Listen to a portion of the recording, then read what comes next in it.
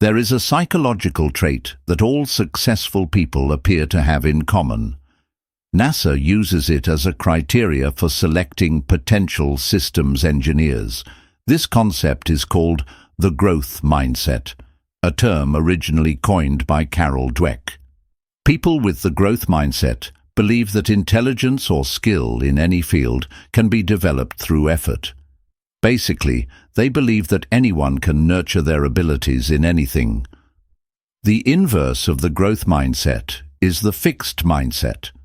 People with this mindset believe that intelligence and skill are innate. It's something that we're born with. We're either born gifted or not. There is no room for change. Basically, they believe intelligence is fixed from birth. We'll explore why the growth mindset is the better one and how we can develop it. So, we talked a little about what the growth mindset is. The belief that intelligence and skill in any field can be developed. But let's also talk about what it's not. It's not magic. It won't help you get everything that you want out of life, and it won't make you the next Elon Musk or Steve Jobs. However, it is a very powerful lens with which to see the world, and it can improve the probability of your success. All of us are a mixture of both the growth and fixed mindsets. In some areas of our lives, we operate with the growth mindset. In others, we operate with the fixed mindset. Because of this, I want you to think of both mindsets like a pair of glasses. Some people wear the growth glasses more often, and others wear the fixed glasses more. However, we all wear both in different situations in our lives. Although we should all strive to wear the growth ones much more than we wear the fixed ones. But why? Well, a lot of research seems to suggest that people with the growth mindset are more successful than people with the fixed mindset. For example, a study found that students who held a growth mindset were 3 times more likely to score in the top 20% on the test, while students with a fixed mindset were 4 times more likely to score in the bottom 20%. Another study found that when 7th graders participated in a growth mindset program, they were able to avoid a drop in grades which usually occurs in middle school. People with the growth mindset are much more resilient, which allows them to overcome challenging and difficult situations. Because they prioritize learning over failure, they are unafraid to take risks. They prioritize growing over stagnation. On the other hand, people with the fixed mindset don't want to challenge themselves because they believe talent and intelligence are fixed. They look at failure as an assault on who they are as a person.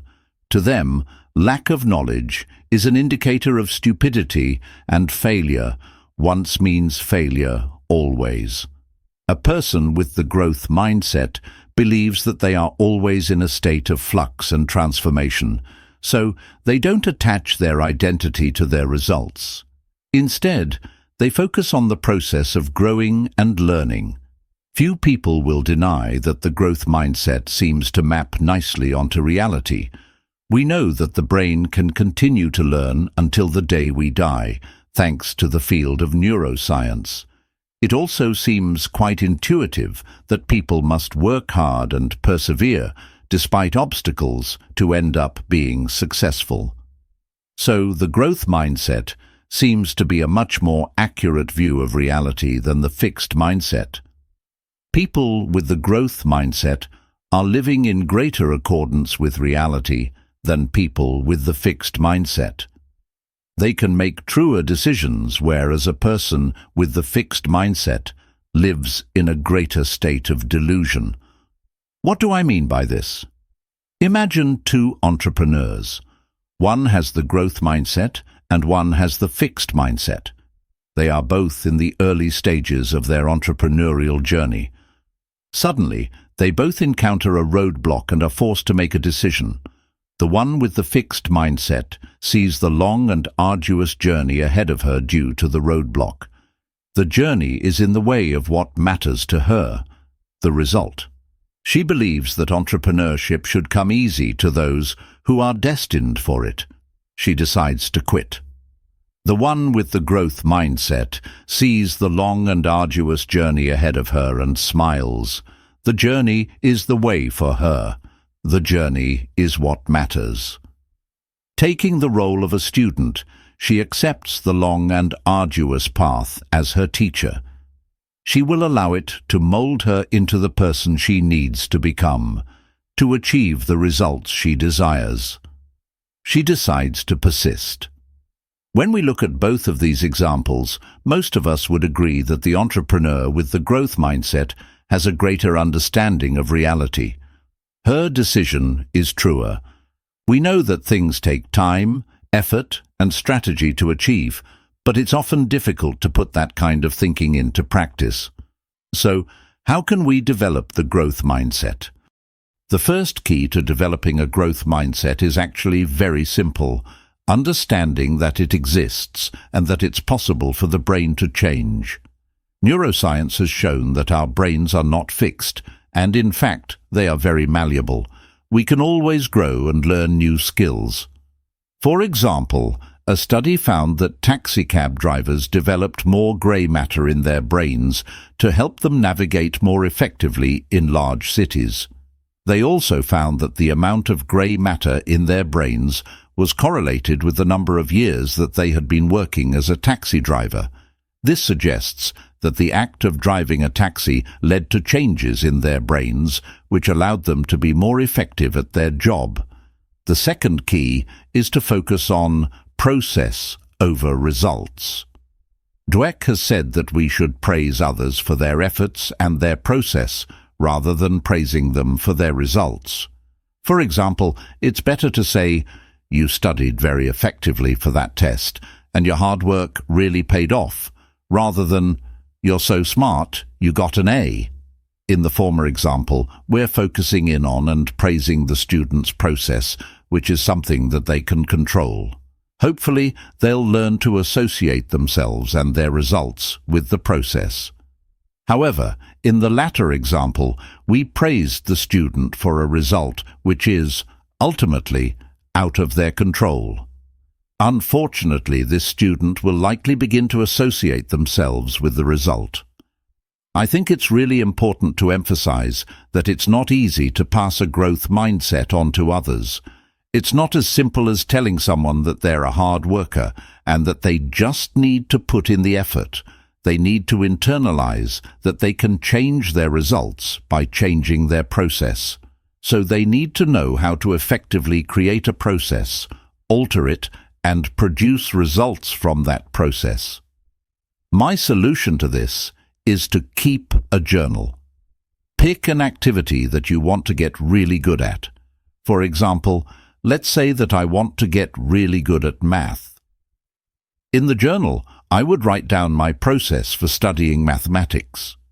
I would list out the steps and put a quantifiable measurement to as many things as I can. For example, my process might look like this: review my notes once a day, do 10 practice problems a day, read the textbook for 60 minutes a day, and meet with my professor for 30 minutes a week. So my process has been solidified and everything has been quantified. Now I need to designate a result that I'm looking for. I need a target to aim at. Let's say that I'm looking for a grade of 80% or higher on my next exam. When I get my exam mark back, I compare it to my goal. If it's higher, then I know my system works. But I can still go back and alter parts of it to see if I can do even better. Or I can try and optimize it. Maybe I can spend less time reading the textbook and more time doing practice problems. If my grade comes back lower, I definitely need to go back and refine my process. I believe this method of keeping a journal, creating a process, and refining it until the desired outcome is achieved will help promote a growth mindset. It keeps our mind focused on a changeable process. The results are measured and paid attention to only as an indicator of how well our process works. The process either works as intended or it doesn't, but it says nothing of the person.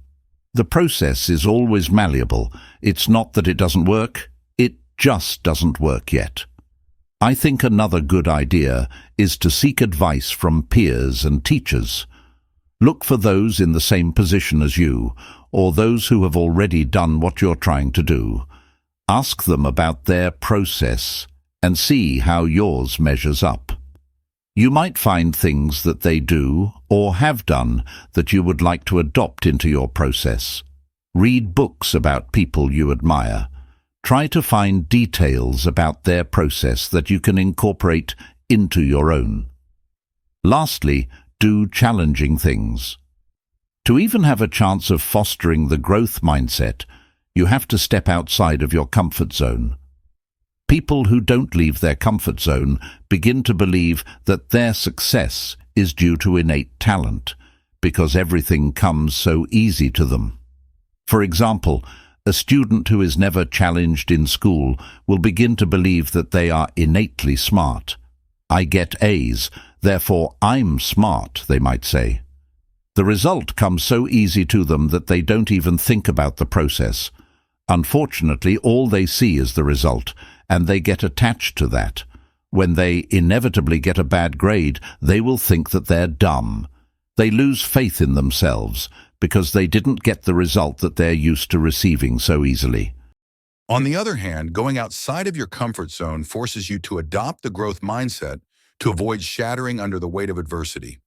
You have to focus on and adjust the process because you can't possibly achieve the result you desire with your current process. By definition, that's what it means to step out of your comfort zone.